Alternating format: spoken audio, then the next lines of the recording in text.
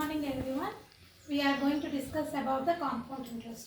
Last time we discussed about discount rates and the tax amounts, and also we have discussed about profit loss and each and every topic. Now we are going to talk about compound interest. How we are getting this compound interest. Compound interest అంటే ఇప్పుడు దేనికి వస్తుందంటే అన్నమా banking సిస్టంలో ఎక్కువగా use చేస్తాం.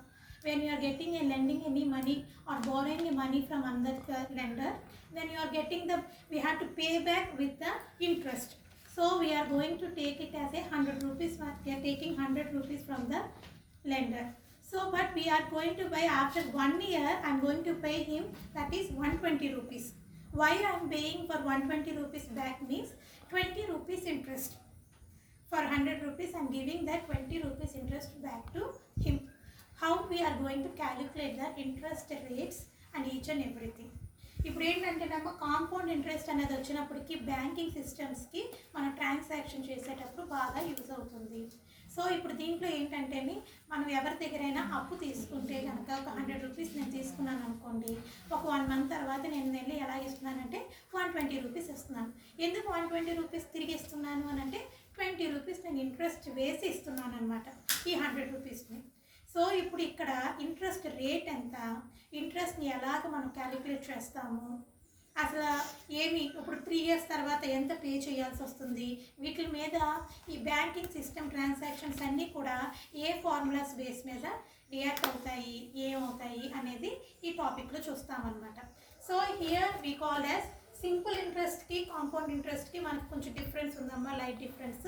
First of all simple interest for 1 yearకి సింపుల్గా ఇంట్రెస్ట్ అని ఫైండ్ అవుట్ చేయడం ఎలాగా అనేది చూద్దాం. First simple interest.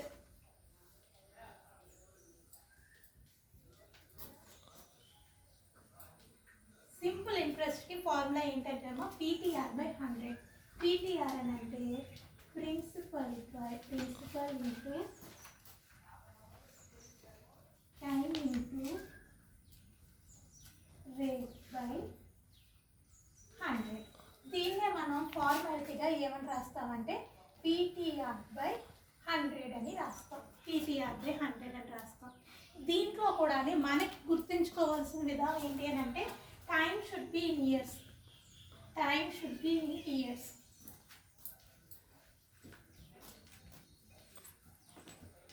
Time should be in years. కంపల్సరీగా మనకి మంత్స్ ఇచ్చినా కూడా దాన్ని ఇయర్స్లోకి మార్చుకొని సమ్లో మనం అప్లై చేసుకోవాలి. If we're going to tell us 4 months అని ఇచ్చాడు అనుకోండి,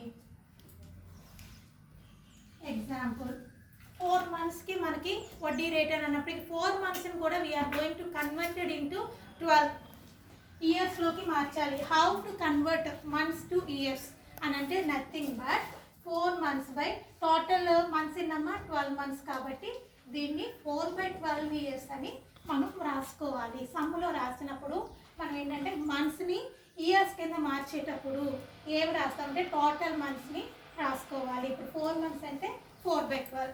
so we can tell that 1/3 year అని మనం అప్లై చేసుకోవాలి ఎగ్జాంపుల్గా టైంని. మళ్ళీ ఇప్పుడు ఇక్కడ కనుక మనకి 5 months అని ఇచ్చాడు అనుకోండి, 5 months అని ఇస్తే ఇప్పుడు దాని ఇయర్స్లోకి ఎలా మారుస్తారు ఒకసారి చూడండి అమ్మా. 5/12. సో ఇక్కడ ఏమి క్యాన్సిల్ అవ్వట్లేదు కాబట్టి 5/12 years some fraction amount. Okay, మనకి టైం అనేది మట్టికి మంత్స్లో ఇచ్చినా ఏది ఇచ్చినా కూడా we're going to converted into years. ఇయర్స్లోకి మార్చిన తర్వాతే time should be in years. Time అనేది ఇయర్స్లోనే ఉండాలి. రేట్ అనేది పర్సంటేజెస్లో ఉండాలి. అమౌంట్ ఇచ్చినా కూడా rate should be in percentage form. పర్సంటేజెస్లోనే మనం క్యాలిక్యులేట్ చేసుకోవాలి. ప్రిన్సిపల్ నార్మల్గానే ఉంటుంది. ఇవేంటంటే మంత్స్ ఇచ్చిన వీటిని తీసుకుంటాము. సో హియర్ 6 months ఉన్నదనుకోండి అమ్మా, హాఫ్ ఇయర్లీ అని అంటే కనుక హాఫ్ ఇయర్లీ అంటే 6 months అని అర్థం. హాఫ్ ఇయర్లీ అని అంటే 6 months అంటే 1 yearలో 6 months ఎన్ని ఉంటాయి? 2 ఉంటాయి. ఇప్పుడు మనకి హాఫ్ ఇయర్లీలోని ఇయర్లీలో హాఫ్ ఇయర్లీ అంటే 6 months అని అర్థం. 6 months ఎన్ని ఉంటాయి మనకి? 2 ఉంటాయి హాఫ్ ఇయర్లీ అయితే. Quarterly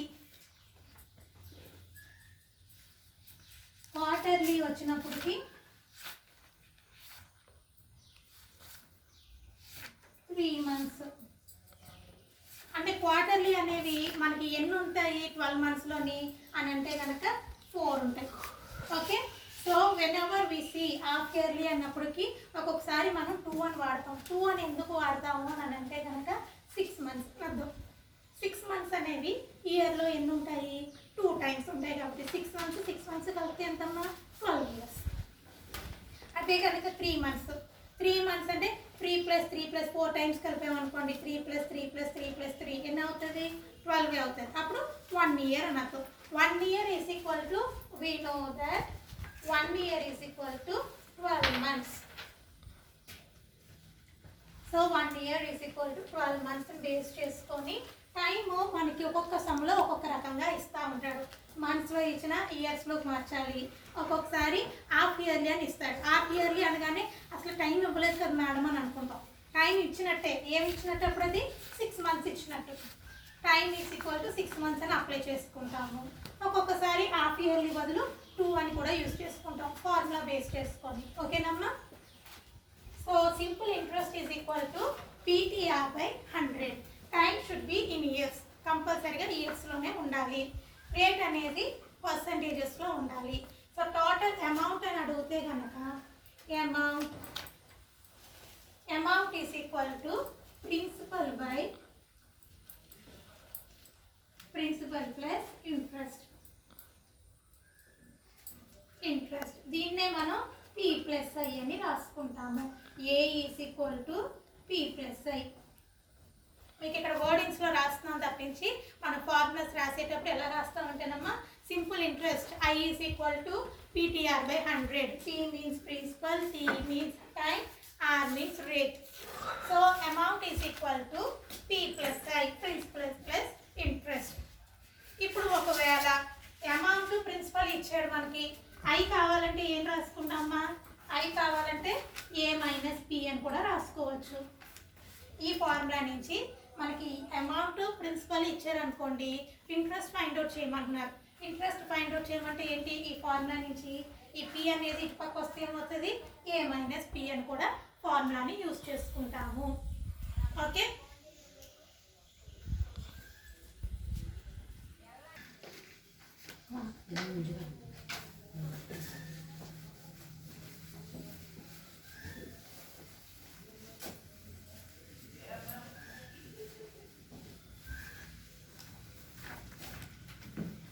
the example. What is the sum we are seeing?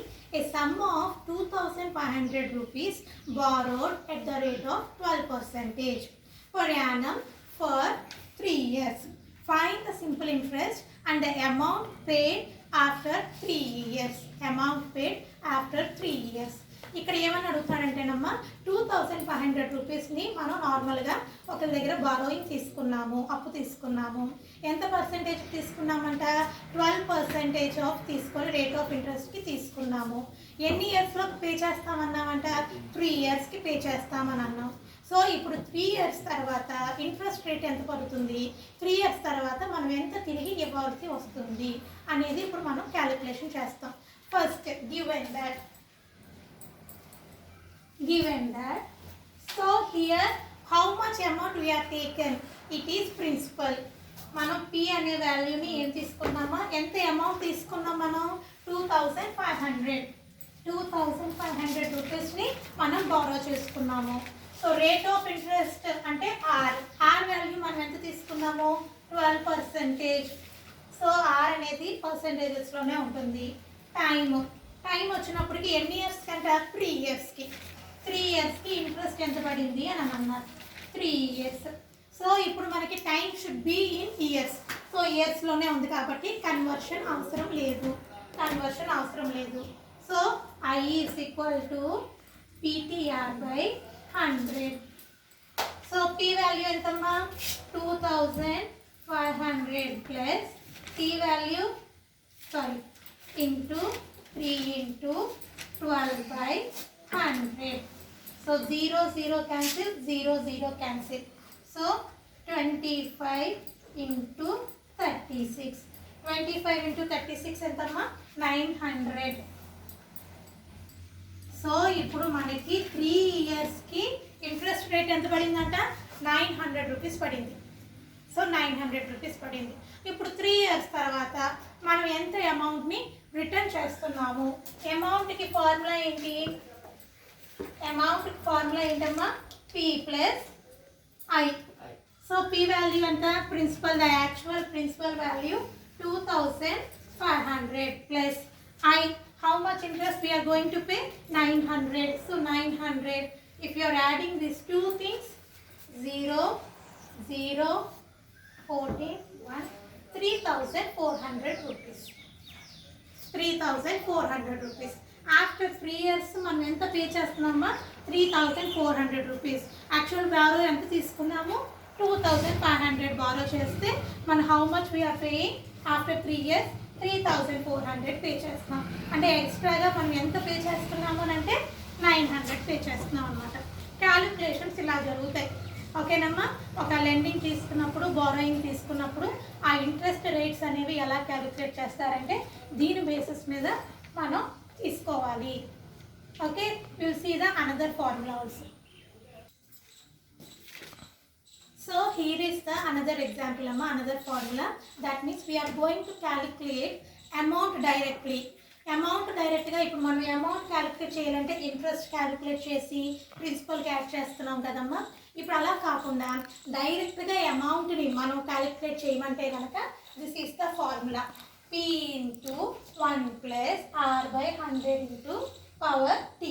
టీని మనం ఒక్కొక్కసారి ఎన్ అని కూడా వాడతాము, టీని ఎన్ అని కూడా తీసుకుంటాము ఒక్కొక్కసారి. సో ఇప్పుడు ఇక్కడ టీ వాల్యూ 1 year అని అనుకోండి. T is equal to 1 year అయితే ఇప్పుడు ఫార్ములా ఏమైందమ్మా? 1 yearకి అయితేని A is equal to P into 1 plus R by 100 power 1 అని అవుతుంది. పవర్ 1 అన్నప్పటికీ పవర్ 1 అవ్వకపోయినా పర్వాలేదు, 1 వేయకపోయినా పర్వాలేదు. In this again we are going to find out compound interest. Compound interest find out చేయమంటే వాల్యూ ఏ అంటే ఏ కంటే ఇది ఫార్ములా, ఈ ఫార్ములా వచ్చిన వాల్యూ మైనస్ ప్రిన్సిపల్ చేస్తేనే కాంపౌండ్ ఇంట్రెస్ట్ అవుతుంది. ఓకేనమ్మా? ఇందులో కూడా వెన్ ఎవర్ వి యూజింగ్ ఎన్ వచ్చినప్పటికీ ఎన్ అంటే టర్మ్స్ అని అర్థం. టీ బదులు ఒక్కొక్కసారి ఎన్ అని యూజ్ చేస్తాం ఫార్ములా. ఎన్ అంటే nothing but terms.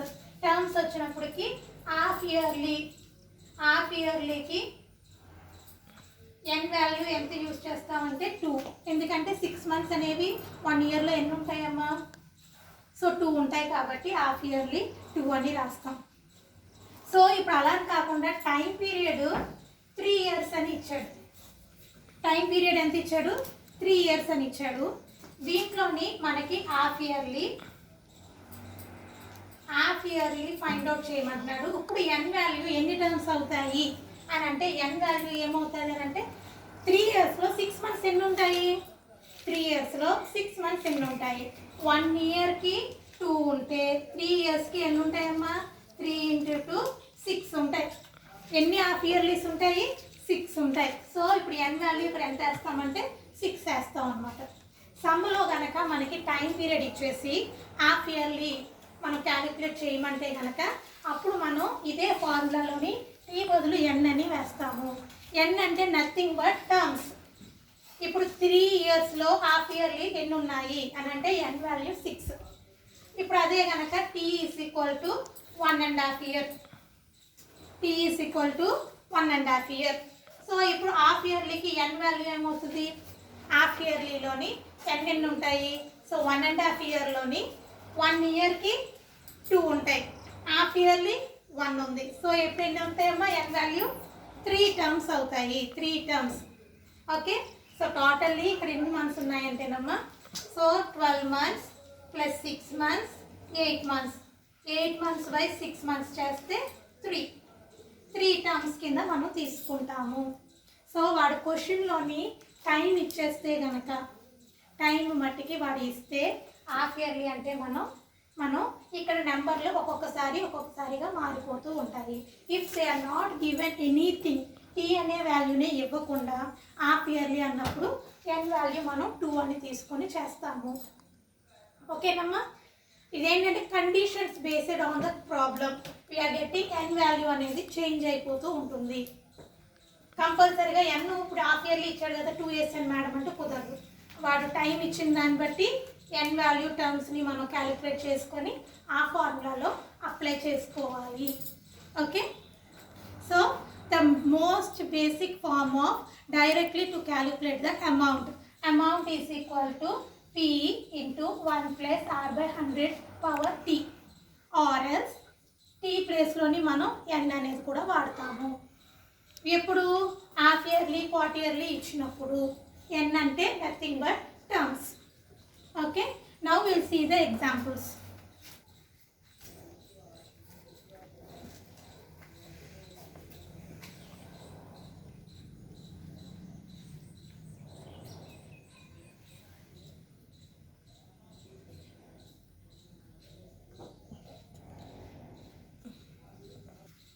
So here is the second example. What will be the amount and compound interest if 5,000 rupees invested at 8%, 8 per annum 2 years, 8 per annum 2 years. So here what is the given that P value is equal to 5,000, R value is equal to 8%. So T is equal to 2 years. Okay, 2 years. So now we are going to find out amount. Amount ni find out cheyamantadu amount ni find out cheyamante, so ippudu formula em chestam, P into 1 plus R by 100 into T. So P value em ostadi 5,000, 1 plus R value 8 by 100 power 2. So ఇప్పుడు ఇక్కడ మనం LCM చేసుకోవాలి. LCM చేస్తే ఏమవుతుంది, 5,000 into 100 plus 8 by 100. So 100 into 1 100 రాసుకున్నాము, plus 8 by 100 అని అవుతుంది. So whole square.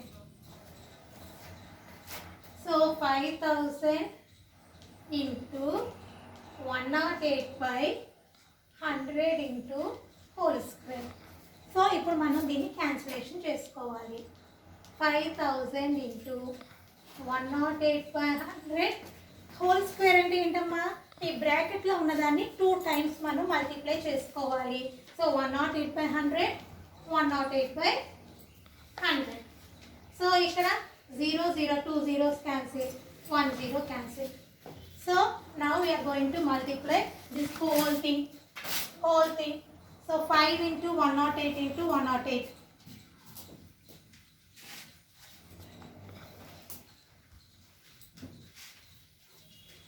5 8 0 4 4. మనం 5 10 2 క్యాన్సిల్ అయిపోతుంది డైరెక్ట్గా. 5 అది ఈజీ అవుతుంది క్యాన్సిలేషన్. 5 టేబుల్లో 10 2 టైమ్స్ అమ్మా. Again 2 టేబుల్లోని 54 times. So 54 into 108. So answer is 5,832 rupees. So total amount is equal to 5,832 rupees. So here మనకి ఇంకోటి ఏం ఫైండ్ అవుట్ చేయమంటున్నాడు, compound interest.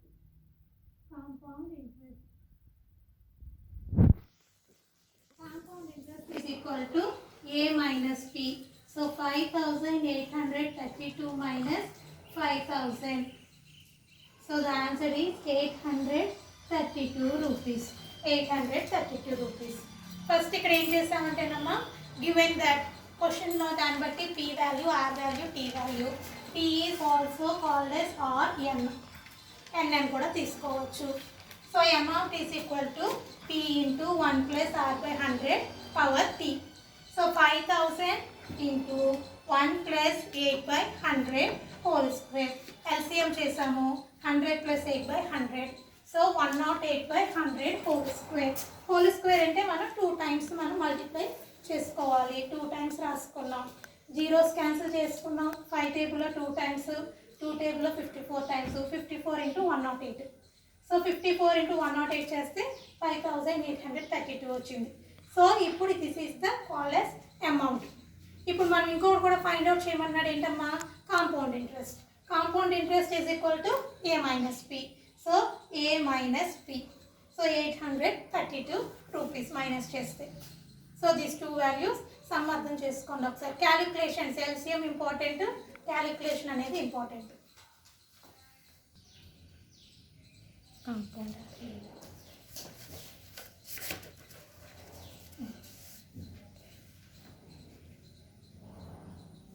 12,000 into 500. So here is the third example. What is the question, Amma? What amount to be repaid on the loan of 12,000 for 1.5 year at the rate of 10% annum if interest is compound half yearly? ఏం అడిగాడు అక్కడ మనకి underline చేసుకోవాల్సిన క్వశ్చన్లోని compound half yearly అని అడిగాడు. మనం ఇందాక కూడా మనం డిస్కస్ చేసుకున్నాం కదా, హాఫ్ ఇయర్లీ అని అన్నప్పటికీ ఏంటమ్మా 6 months. ఓకే, ఇప్పుడు given that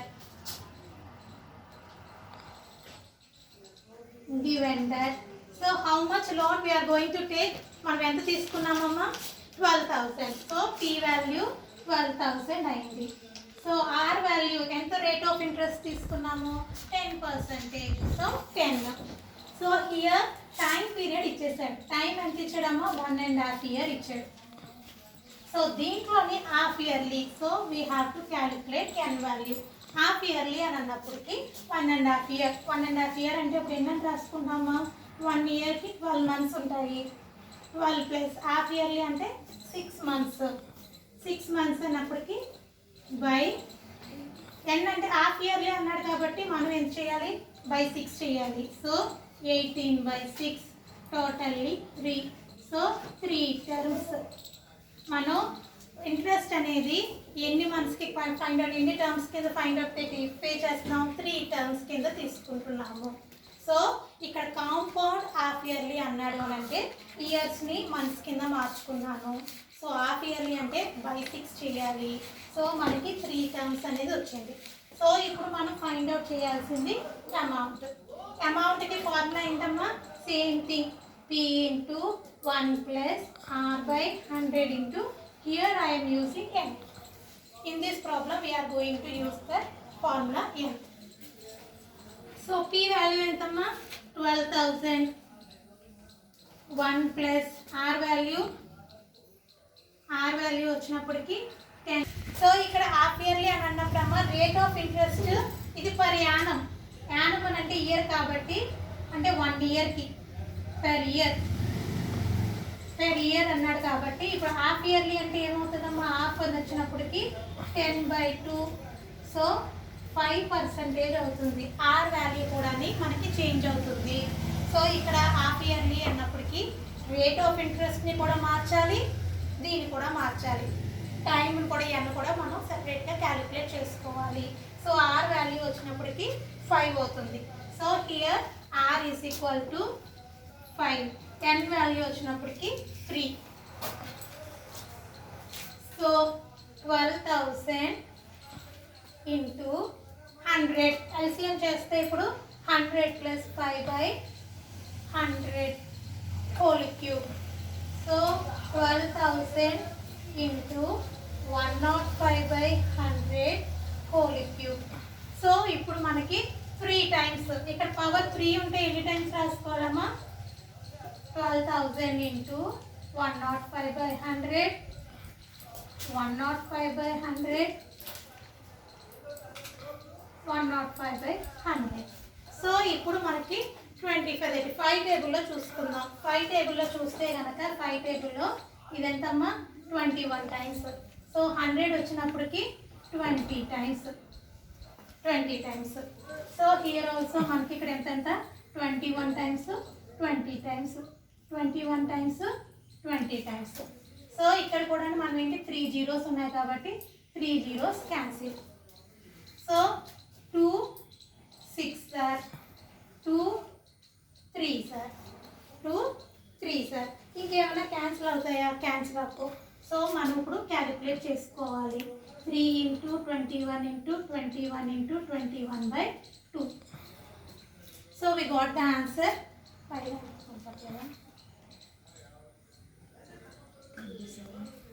27 7 83. 27,783/2. సో ఇది కూడా మనం క్యాలిక్యులేట్ చేసుకుంటే ఆన్సర్ ఎంత వచ్చిందమ్మా? 13891.5 రూపీస్.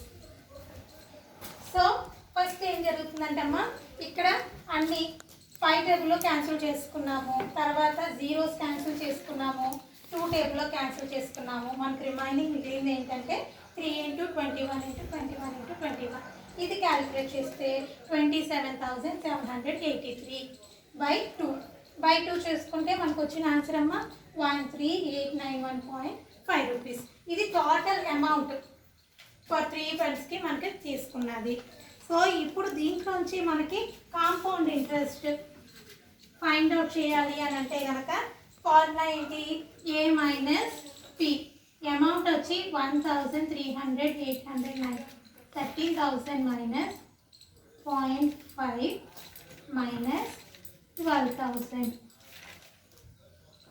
12,000 చేస్తే మనకి 1,891.5 రూపీస్. So 5 rupees.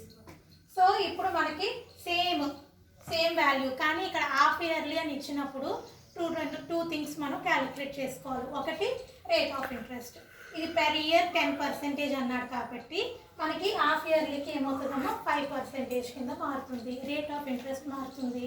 తర్వాత టర్మ్స్ ఎన్ వాల్యూ అనేది కనుక్కోవాలి. టోటల్ ఇప్పుడు 1.5 ఇయర్లో ఎన్ని మంత్స్ ఉంటాయి? 18 మంత్స్. 18 మంత్స్ బై 6 మంత్స్ చేసుకోవాలి. సో 3 టర్మ్స్ కింద మనకి క్యాలిక్యులేట్ అవుతుంది. ఎన్ వాల్యూ 3 అవుతుంది, ఆర్ వాల్యూ 5 కింద మారుతుంది. సో ఫార్ములాలో అప్లై చేసుకొని క్యాలిక్యులేట్ చేస్తే మనకు వచ్చిన answers. So compound interest of half yearly అన్నాడు కాబట్టి A - P. So totally 1,891 rupees. Okay, చెప్పండి.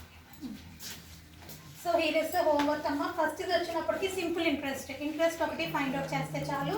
పోలీ అమౌంట్ కూడా ఫైండ్ అవుట్ చేసేయండి ఇక్కడ కూడా. అంటే మనం ఏమేమి యూస్ చేయాలి? PTR/100 ఫార్ములా యూస్ చేయాలి, and also P+I formula use చేస్తే P value, R value, T value ఇచ్చేసారు. ఓకేనమ్మా. సెకండ్ కూడా find interest and amount, P value, R value, T మార్చాల్సిన అవసరం లేదు, ఇయర్స్లోనే ఉంది. సో థర్డ్ వన్ వచ్చినప్పటికి కాంపౌండ్ ఇంట్రెస్ట్ యాన్యువల్లీ, అంటే మనం ఏ వాల్యూ కొనుక్కుంటే చాలు, A value. So 2 years P value ఇచ్చాడు, T వాల్యూ ఇచ్చాడు, R వాల్యూ ఇచ్చాడు. ఓకేనమ్మా. ఏ ఫార్ములా ఉంది చూసారా? A = P + 1 + P × 1 + R/100 whole power T అనే ఫార్ములా యూస్ చేసి చేస్తారు. థర్డ్ దానికి. ఫోర్త్ దానికి హాఫ్ ఇయర్లీ మనం ఇందాక చెప్పిన ఎగ్జాంపుల్ ప్రకారంగానే ఎన్ వాల్యూ కనుక్కోవాలి, ఆర్ వాల్యూ కూడా మార్చి రాయాలి. ఓకేనమ్మా. థర్డ్ ఎగ్జాంపుల్ కింద చేసుకోవాలి హాఫ్ ఇయర్లీ యూస్ చేసి.